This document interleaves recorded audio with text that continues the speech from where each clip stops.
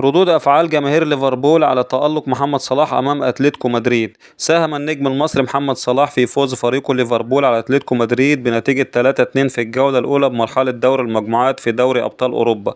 وقدم محمد صلاح أداء رائعا على مدار شوطي اللقاء، وقد استمر حتى نهاية الشوط الثاني ولم يتم تبديله من جانب المدرب أرن سلوت، وقد صنع هدفا وسجل هدف آخر.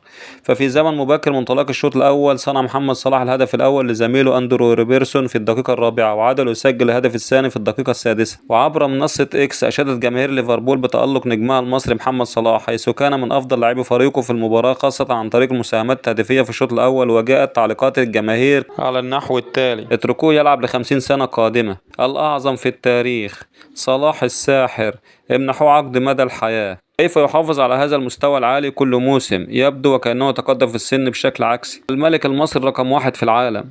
ماذا قالت الصحف البريطانية عن محمد صلاح بعد تألقه أمام أتلتيكو مدريد؟ أشادت الصحف البريطانية بأداء النجم المصري محمد صلاح خلال مباراة ليفربول وأتلتيكو مدريد في دوري أبطال أوروبا، والتي انتهت بفوز الريدز بنتيجة 3-2 على ملعب أنفيلد. ورغم الصعوبة التي واجهها الفريق أمام الفريق الأسباني، فإن صلاح كان أحد أبرز عناصر البداية القوية التي منحت ليفربول دفعة معنوية مبكرة.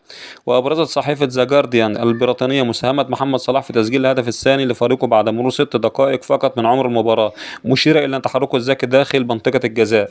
تصريح تاريخي من أرن سلوت مدرب ليفربول عبر المؤتمر الصحفي عن محمد صلاح، وقال: كل ما حققه ليفربول من إنجازات وبطولات سببها الأول صلاح، لأن ببساطة شديدة صلاح هو أفضل لاعب في العالم.